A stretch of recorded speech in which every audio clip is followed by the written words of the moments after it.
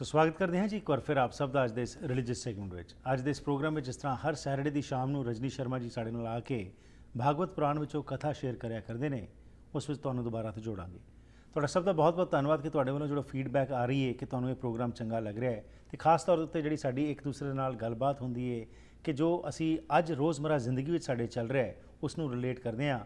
ਧੰਨਵਾਦ ਤੁਹਾਡਾ ਵੀ ਕਿ ਤੁਹਾਨੂੰ ਇਹ ਪ੍ਰੋਗਰਾਮ ਪਸੰਦ ਆ ਰਿਹਾ ਤੇ ਨਾਲ ਫੀਡਬੈਕ ਜ਼ਰੂਰ ਦਿਆ ਕਰੋ ਤਾਂ ਕਿ ਅਸੀਂ ਹੋਰ ਬਿਹਤਰ ਤਰੀਕੇ ਨਾਲ ਇਸ ਪ੍ਰੋਗਰਾਮ ਨੂੰ ਤੁਹਾਡੇ ਤੱਕ ਲਿਆ ਕੇ ਆ ਸਕੀਏ ਕਰੀਏ। ਪਿਛਲੇ ਹਫਤੇ ਭਗਤ ਪ੍ਰਹਿਲਾਦ ਦੀ ਗੱਲ ਚੱਲ ਰਹੀ ਸੀ, ਉਸੇ ਸੰਬੰਧ ਵਿੱਚ ਆਓ ਹੋਰ ਜਾਣਕਾਰੀ ਲੈਂਦੇ ਹਾਂ ਤੇ ਖਾਸ ਤੌਰ ਉੱਤੇ ਅੱਜ ਦੇ ਸੰਦਰਭ ਵਿੱਚ ਕਿਸ ਤਰੀਕੇ ਨਾਲ ਸਾਡੀ ਅੱਜ ਸੋਚ ਜਿਹੜੀ ਹੈਗੀ ਹੈ ਥੋੜੀ ਜੀ ਮਾਇਆ ਆ ਜਾਏ, ਥੋੜੀ ਪਾਵਰ ਆ ਜਾਏ, ਕਿਸ ਤਰ੍ਹਾਂ ਅਸੀਂ ਆਪਣੇ ਆਪ ਨੂੰ ਭੁੱਲ ਜਾਂਦੇ ਹਾਂ, ਕਿਸ ਤਰੀਕੇ ਨਾਲ ਸਾਨੂੰ ਆਪਣੇ ਸੋਚ ਵਿੱਚ ਪਰਿਵਰਤਨ ਲਿਆਉਣ ਦੀ ਲੋੜ ਹੈ ਤਾਂ ਕਿ ਜੇਕਰ ਰੱਬ ਨੇ ਸਾਨੂੰ ਕੋਈ ਪਾਵਰ ਦਿੱਤੀ ਹੈ ਜਾਂ ਮਾਇਆ ਆਈ ਹੈ किस तरीके नाल असीं सारे रल मिल के इस समाज की सही सर्जना कर सकते हैं। स्वागत करते हैं रजनी शर्मा जी का। Welcome to the program ji. Thank you. So last time जो हमने बात की थी जी भगत प्रहलाद की बात चल रही थी और भगत प्रहलाद का छोटी आयु है, इसके बावजूद कि उनके पिता कोशिश कर रहे हैं उनके मन में से भगवान के प्रति जो उनकी आस्था है वो कम हो सके, वो नहीं कर सक रहे हैं जी। और जैसे आज हम बात करते हैं, आज हम अपने बच्चों को शिक्षा देना चाहते हैं, सबसे बेहतर शिक्षा, लेकिन जब मोरालिटी की बात आती है आज हम भी पिछड़ रहे हैं क्योंकि आज हम भी चाहते हैं कि हमारा बच्चा जो कतार है उसके सबसे ऊपर पहुंच जाए, लेकिन एट व्हाट कॉस्ट। मोरालिटी हमारी जो आध्यात्मिकता थी उसकी तरफ आज ध्यान नहीं दिया जा रहा। मुझे याद है कि स्कूल्स में जब हम होते थे तब एक मोरालिटी का पीरियड हुआ करता था, बातें किया करते थे, लेकिन आज जिस समाज में हम यहाँ रह रहे हैं इन बातों के ऊपर ध्यान नहीं दिया जा रहा है और शायद इसी की वजह है कि रजनी जी आज हम देख रहे हैं कि समाज में जो कुछ हो रहा है कभी सुना नहीं था, कभी देखा नहीं था। तो आप इसको जब देखते हैं विद योर एक्सपीरियंस, आप बहुत सारा वॉलंटियर वर्क भी करते हैं, लोगों से भी मिलते हैं, बहुत सारे आप इस प्रोग्राम के ज़रिए आप ये जो मैसेज दे रहे हैं, आपका क्या एक्सपीरियंस है कि इस चीज़ की जब हम बात करते हैं कि छोटे बच्चे में ही बचपन से ही बल्कि माँ के गर्भ से ही एक ऐसा इन्वायरमेंट क्रिएट किया जाए जहाँ पे उस बच्चे के ऊपर वो धार्मिक स्पिरिचुअल जो कहते हैं ना जी पकड़, वो बन सके, तो कैसे आप किस नज़र से इसको देखते हैं? हरप्रीत जी, ये बहुत सुंदर बात आपने कही क्योंकि जो छोटा बच्चा है उसका मन एक गीली मिट्टी की तरह होता है। आप चाहे उसको किसी भी तरीके से ढाल लें, तो अगर उस वक्त उसकी जो परवरिश है, शिक्षा है, वो अच्छी होगी तो नो डाउट वो बड़े होके they would be nice human beings. और जिस तरह से आपने बात कही नैतिक शिक्षा की या मॉरल एजुकेशन जो आप बात कह रहे हैं, इसमें आप एक दो भेद बड़े बारीकी से समझ लेने के हैं। और वो भेद क्या है कि देखिए कोई व्यक्ति बिना धार्मिक हुए भी मॉरल हो सकता है। और हमने ये देखा जब हम कई बार भारत में जाते हैं तो वहाँ पर हम जो करप्शन बड़ी रूट लेवल पे देखते हैं, आम उसमें देखते हैं, और वही जब हम यहाँ विदेशों में आते हैं तो यहाँ लोग अपने दे आर वेरी प्रोफेशनल, वो उस तरह की कोई करप्शन आम दिखाई नहीं देती। हो सकता है कहीं उस लेवल पे हो, तो जबकि ये लोग थोड़े भी धार्मिक नहीं हैं, तो धार्मिक हुए बिना भी नैतिक हुआ जा सकता है। लेकिन जो सनातन धर्म की दृष्टि थी वो ये थी कि आप नैतिकता की हर चीज की चिंता छोड़ दें, आप केवल ये देखें कि आप अपने जीवन के मकसद को समझ लें कि आप इस देह में क्यों आए हैं। इस देह को आप केवल ये ना समझ लें कि मैं ये देह ही हूँ और मैं ये देह ही हूँ केवल, अगर आप ये समझ के सारा जीवन आपने यापन कर दिया और इसी तरह से चले गए आप, तो पुराण कहता है, शास्त्र कहते हैं, उपनिषद कहते हैं कि उस व्यक्ति ने आत्मघात कर लिया। आत्मघात शब्द का अर्थ होता है सुसाइड जी। तो भारत की चिंतना इतनी गहरी थी, वो ये मानते थे कि अगर आपने जीते जी इस शरीर में रहते हुए अपने तत्व को नहीं समझा, अपने आत्म तत्व को नहीं समझा, आपने आत्म तत्व का शोधन नहीं किया, तो आपने जीते जी मृत्यु को वरण कर लिया। तो वो ये कहते हैं कि जब मनुष्य इस तरफ लगता है तो उसको एक प्योरिटी ऑफ माइंड चाहिए जी। तो जब वो प्योरिटी ऑफ माइंड या केवल संकल्प इस तरफ चलने का, तो ये जो नैतिकता है और दूसरे सब गुण हैं ये तो अपने आप छाया की तरह पीछे पीछे आ जाते हैं। तो इसलिए जो भारत की पूरी चिंतना थी वो सोच ये थी कि किस तरह से हमारा जो ध्यान है वो इस आम दुनियावी दौड़ से दृष्टि हमारी हट के एक परम उद्देश्य की तरफ लगे। और ये जो बाकी की चीजें हैं, सुख, समृद्धि, खुशी, शांति, अच्छी शिक्षा, नैतिकता, और जिसको कहें कि प्रमुदिता मन की, ये सब तो प्रसाद की तरह अपने आप आ जाएगी। बाय प्रोडक्ट है, बाय प्रोडक्ट है उसका। आपने देखा कि कोई भी व्यक्ति जो है वो मोलेसिस के लिए नहीं लगाता है फैक्ट्री, ठीक, शुगर के लिए फैक्ट्री लगाते हैं, मोलेसिस इज बाय प्रोडक्ट। इसी तरह से अगर हम अपने जीवन की दिशा को उस मंजिल तक अध्यात्म के बेस को रख के अगर हम अपनी फाउंडेशन बनाएंगे तो ये सारी चीजें अपने आप हमें जो है वो प्रसाद के रूप में, पुरस्कार के रूप में मिलती चली जाएंगी। अब जिस व्यक्ति का मन शांत है, जिसका मन शांत है, उत्साह से भरा हुआ है, अमंगल उसके कोई जीवन में है नहीं, व्यसन दुर्गुण है नहीं, उस व्यक्ति के पास सफलता अपने आप कदम चूमेगी। क्योंकि जीवन में सफल होने के लिए भी, मटेरियल लाइफ में जाने के लिए भी आपको एक अनुशासन चाहिए। ठीक। और ये अनुशासन अपने आप अंदर से आता है, it comes from with in. आपको बाहर से थोपना नहीं पड़ता ये अनुशासन।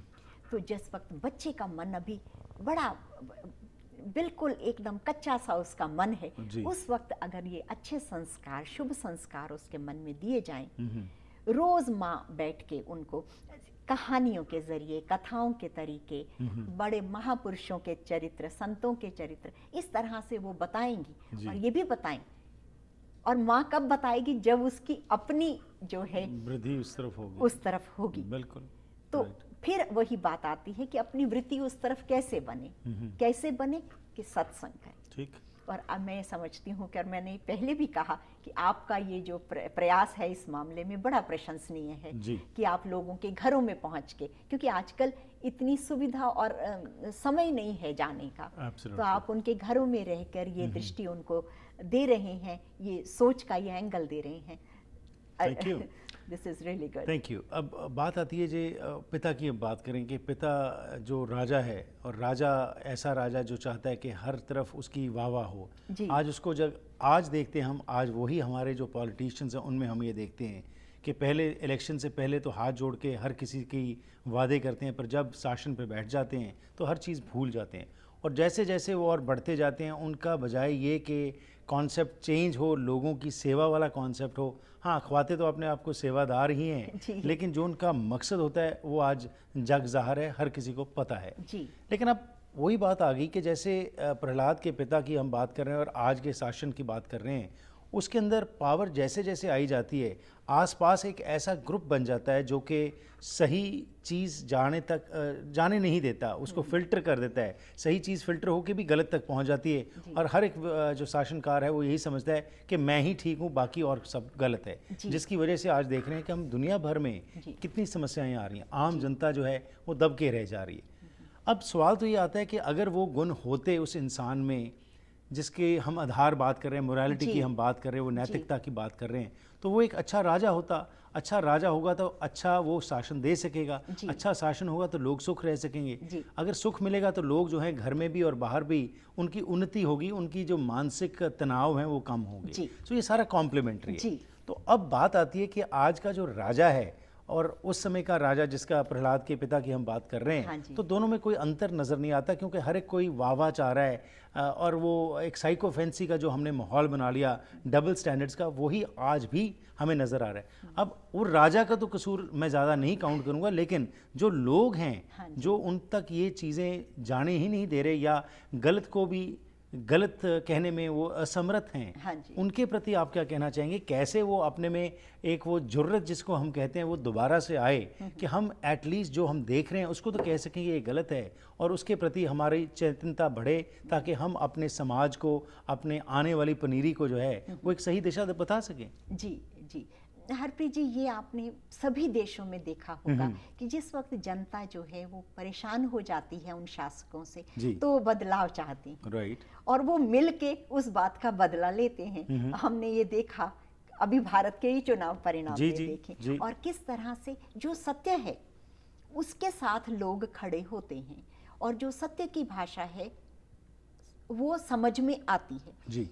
आगे परिणाम कुछ भी हो, अभी अभी रिसेंटली ही आप देखिए भारत में जो पूरा प्रशासन ही बदला है, जी जी जी, तो उनकी उसकी वजह ही यही रही कि एक ग्रास रूट से लेवल से आए हुए जो अब हमारे प्रधानमंत्री हैं जी, बिल्कुल ग्रास रूट लेवल से आए हुए, लेकिन उनकी बातों में वो सच्चाई है, उनके अपने व्यक्तित्व में वो सच्चाई है, वो ईमानदारी झलकती है, और जिस तरह से वो बात, जिस ऑथेंटिसिटी से वो कहते हैं, तो कल इसका परिणाम चाहे कुछ भी हो, लेकिन आज उनका जो संकल्प है वो बहुत नेक है जी, और वो संकल्प जो है, जो सत्य से निकले हुए संकल्प होते हैं, वो छूते हैं जी, वो साधारण व्यक्ति को भी छूते हैं, और इसीलिए नो वंडर कि उन्होंने वो शासन का तख्ता पलट के तो उनके हाथ मजबूत किए हैं जी, तो ये बात हम पहले भी देखते थे और अब भी देखते हैं जी, तो अब अगर राजा हिरण्यकश्यप की तरह हैं तो हम ये सोचें कि भगवान कहीं से अवतार लें, वो इसी रूप में आके जो है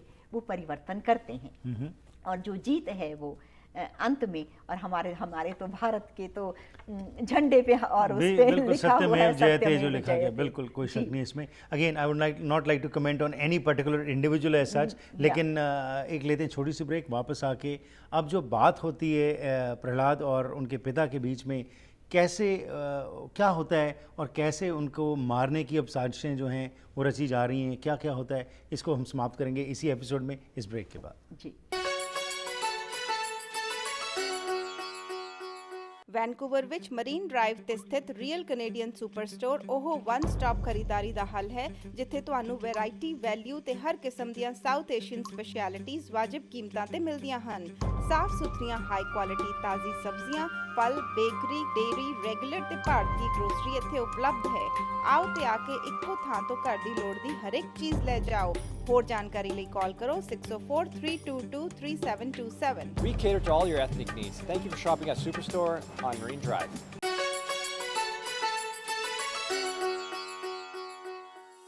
ones again welcome back to the programme. So ਦੁਬਾਰਾ ਤੋਂ ਤੁਹਾਨੂੰ ਜੋ ਗੱਲਬਾਤ ਚੱਲ ਰਹੀ ਉਸ ਵਿੱਚ ਸ਼ਾਮਿਲ ਕਰਦੇ ਹਾਂ। ਰਜਨੀ ਜੀ ਨੇ ਜਿਸ ਤਰ੍ਹਾਂ ਬ੍ਰੇਕ ਤੋਂ ਪਹਿਲਾਂ ਸਾਨੂੰ ਦੱਸਿਆ ਕਿ ਅੱਜ ਦੇ ਸੰਦਰਭ ਵਿੱਚ ਵੀ ਅਸੀਂ ਇਹ ਚੀਜ਼ਾਂ ਨੂੰ ਜ਼ਰੂਰ ਡਿਸਕਸ ਕਰਦੇ ਹੁੰਦੇ ਹਾਂ, ਕਿਉਂਕਿ ਬੇਸਿਕਲੀ ਜੋ ਪੁਰਾਣਾ ਇਤਿਹਾਸ ਹੈ ਉਸ ਤੋਂ ਤਾਂ ਸਾਨੂੰ ਜਾਣੂ ਹੋਣਾ ਬਹੁਤ ਜ਼ਰੂਰੀ ਹੈ, ਪਰ ਉਸ ਵਿੱਚੋਂ ਅਸੀਂ ਕੀ ਸਿੱਖਣਾ ਹੈ, ਇਹ ਸਾਡਾ ਫੋਕਸ ਹੁੰਦਾ ਹੈ ਇਹਨਾਂ ਟਾਕਸ ਦਾ। ਆਓ ਦੁਬਾਰਾ ਤੋਂ ਗੱਲਬਾਤ ਕਰਦੇ ਹਾਂ प्रहलाद ਅਤੇ ਉਸਦੇ ਪਿਤਾ ਦੇ ਵਿਚਕਾਰ ਹਰਨਾਕਸ਼ ਵਿੱਚ ਕੀ ਕੁਝ ਗੱਲਬਾਤ ਹੁੰਦੀ ਹੈ। जी रजनी जी, सो क्या होता है अब?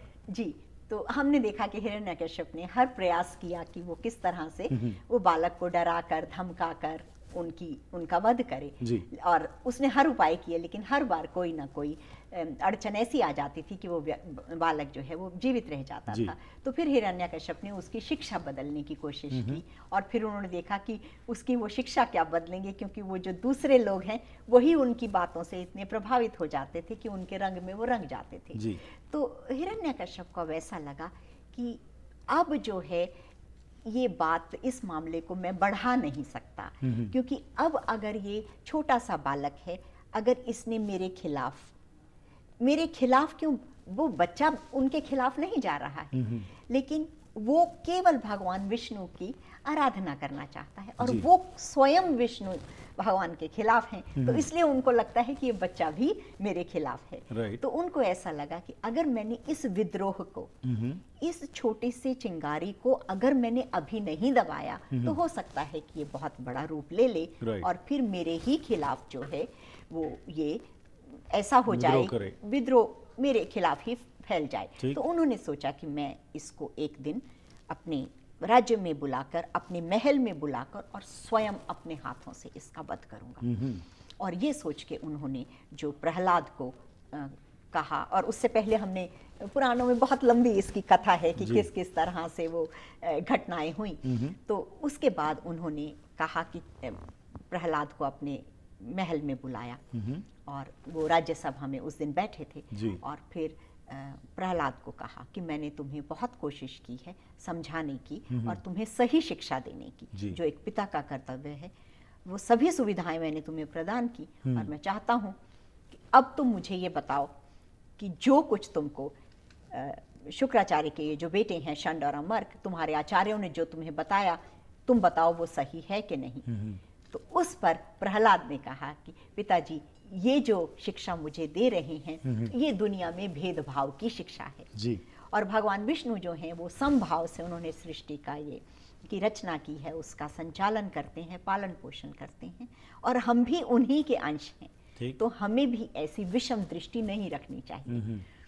तो ये बात सुन के बहुत ज़्यादा हिरण्यकश्यप को क्रोध आया और उन्होंने कहा कि तुम समझने के लिए तैयार ही नहीं हो, तुम अपनी बातों को बदलना ही नहीं चाहते और हमेशा कहते हो कि ये विष्णु है जो है वो व्याप्त है, हर जगह है। तो उन्होंने कहा कि अगर ऐसी बात है तो अब उनको ऐसा लगा कि अब इस बच्चे के सुधरने की कोई जो है वो गुंजाइश नहीं है। तो उन्होंने कहा कि अब देखो, मैं तलवार लेके तुम्हारा सर काटता हूँ, और जो विष्णु अगर हर जगह व्याप्त हैं जैसा तुम कहते हो और अपने भक्तों की वो रक्षा करते हैं, अगर वो उनकी आराधना करें तो मैं देखता हूँ वो तुम्हें कैसे बचाते हैं। और तुम कहते हो कि हर कण कण में वो व्याप्त हैं जी। तो प्रहलाद वहीं खड़े थे, पास में एक बहुत बड़ा खंबा था। तो उन्होंने कहा, क्या इस खंबे में भी विष्णु हैं? तुम्हारे अकॉर्डिंग तो सब जगह होने चाहिए, मैं इसके साथ ही बांध के तुम्हारा वध करूंगा। तो प्रहलाद ने कहा कि मैंने आपसे कहा था कि जो भगवान विष्णु हैं वो कण कण में व्याप्त हैं, तो ये जो स्तंभ है ये भी उसी का पार्ट है। ठीक। और तब जो गुस्से में उन्होंने, हिरण्यकश्यप ने अपनी तलवार से एक बहुत बड़ा प्रहार जो है वो उस स्तंभ पे किया। और पुराण की कथा कहती है कि उसमें से एक बहुत ही विलक्षण जीव दहाड़ता हुआ निकला। उनकी जो शक्ल थी वो आधी, जो उनका सर था वो शेर का था और जो उनकी बॉडी थी वो ह्यूमन फॉर्म में थी। वो निकले और उनके बड़े बड़े जो हैं उनके नाखून थे, जिस तरह के शेर के नाखून होते हैं। इसके अलावा उनकी जो सारा रूप था बड़ा भयंकर और बड़ा भयानक था। उस रूप को देख के जो आधा जो है वो सिंह का रूप है और आधा जो है वो मनुष्य का शरीर है, वो सारी सभा तो सन्न रह गई। उन्होंने कहा, ये नरसिंह के रूप में कौन प्रकट हुआ? ये कौन है? ऐसा विचित्र जीव तो हमने आज तक नहीं देखा कि जिसकी half body of human and half lion, और इस तरह से इनका जो है वो फैला हुआ है। तो इसके बाद उन्होंने हिरण्यकश्यप को उसी समय अपना वर याद आया और उन्होंने कहा कि मैं तो दिग्विजयी हूँ, मुझे तो कोई मार ही नहीं सकता, तो क्यों ना मैं इसका वध कर दूं। तो जैसे ही वो उसको वध करने के लिए नरसिंह रूप का वो आए, तो उसी वक्त वो जो नरसिंह हैं वो दरअसल विष्णु भगवान के रूप में उन्होंने ये अवतार लिया था। और उन्होंने उस हिरण्यकश्यप को उठा के वो बैठ गए और उस हिरण्यकश्यप को उन्होंने अपनी जांघों पे लिटा लिया और उसके बाद अपने नाखूनों के साथ उसका पेट को जो है उसको विदीर्ण करके उसमें से निकाल के उसका वध कर दिया। और सडनली उस वक्त जो है हिरण्यकश्यप के मन में अपने मांगे हुए जो वर है उसकी एक एक बात याद आई और उसने कहा कि मैंने तो सब सोच समझ के किया था, ये क्या हुआ? मेरे जीवन की, मेरी सारी समझ की, मेरे दिमाग की सारी चतुराई के बावजूद भी ये क्या हुआ? क्योंकि जिस वक्त ये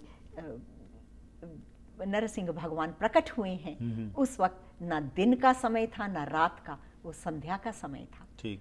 और हिरण्यकश्यप ने कहा, ना मैं दिन में मारा जाऊं ना रात में, संध्या के समय। उसने कहा, ना मैं घर में ना बाहर में। वो उसको घसीटते हुए दहलीज पे ले आए, जो ना अंदर होता है ना बाहर। फिर उसने कहा, ना किसी पशु से ना मनुष्य से, ना वो पशु थे ना वो मनुष्य थे। ठीक। फिर उसने कहा कि किसी शस्त्र से नहीं, तो उसने अपने नाखूनों से, जो कि शस्त्र की कैटेगरी में नहीं आते। ठीक।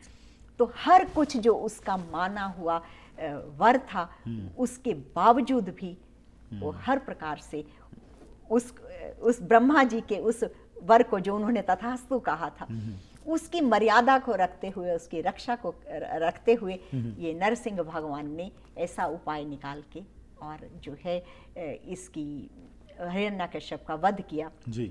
और उसके बाद जो है फिर भी उनका जो रौद्र रूप था वो अभी शांत नहीं हुआ। सभी लोगों ने कहा कि अब ये रूप किस तरह से शांत हो।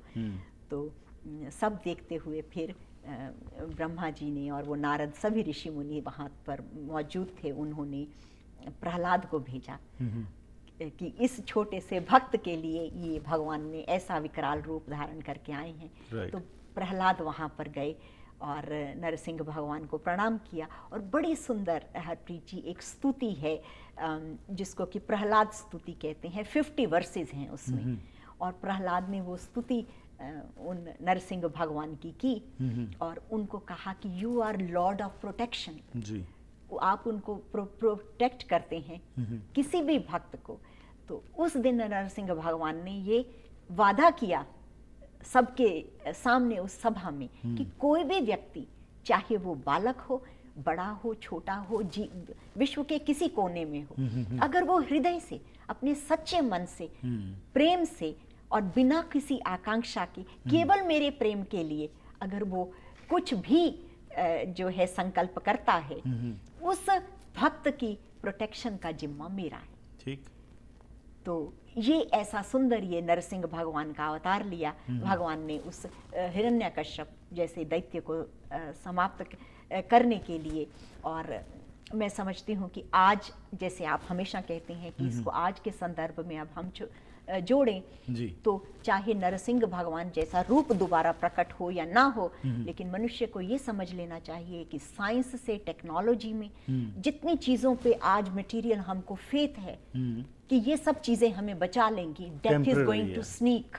हम मेडिकली कितने एडवांस हो जाएं, Absolutely. हम टेक्नोलॉजी में कितने एडवांस हो जाएं, but death is there around the corner. और मनुष्य को ये बात समझ लेनी चाहिए, if death is around the corner, all my race in material life is going to be, जिसको कहना चाहिए वेस्ट। तो मुझे ये चाहिए इस भक्त प्रहलाद से कि एक छोटे से बच्चे के मन में इतनी बुद्धिमानी है कि मैं सब छोड़ के भगवान का भजन करूं। सब छोड़ के का अर्थ कि अपनी सारी एनर्जी मैं उस तरफ लगाऊं और जो है उससे मैं अपने आप मेरे जीवन में उन्नति होगी, अपने आप मेरा जो मन है वो में प्योरिटी आएगी। और जो भी व्यक्ति एक बार ये संकल्प कर लेता है, फिर उसके हर सुख का, हर दुख का, उसकी हर चीज का जिम्मा भगवान पे है। ये नरसिंह भगवान ने हमें प्रॉमिस दिया, द लॉर्ड ऑफ प्रोटेक्शन। बिल्कुल जी, आपने सही कहा कि माइंडसेट जो है अगर चेंज होगा, क्योंकि माइंडसेट को चेंज करने की ज़रूरत है। और जैसे इस छोटे से प्रहलाद ने कर दिखाया कि इतना अटल विश्वास था, आज हमारा विश्वास जो है वो थिड़क जाता है। मेरा कुछ काम ना हो तो मैं ए से बी, बी से सी, कहीं कहाँ नहीं जाता। तो उसकी वजह से अगर मेरा अटल विश्वास है तो उसके अंदर जो भी हो उसको अगर एक्सेप्टेंस की भावना आ जाए तो डेफिनेटली जीवन का जीने का मकसद ही कुछ और हो जाएगा। Thank you very much, it was a pleasure talking to you. इस टॉपिक के ऊपर हमने 2-3 एपिसोड्स में विस्तार में बात की। आस करते हैं कि हमारे दर्शक भी ज़रूर इसका फ़ायदा लेंगे। Thank you and best wishes. Thank you.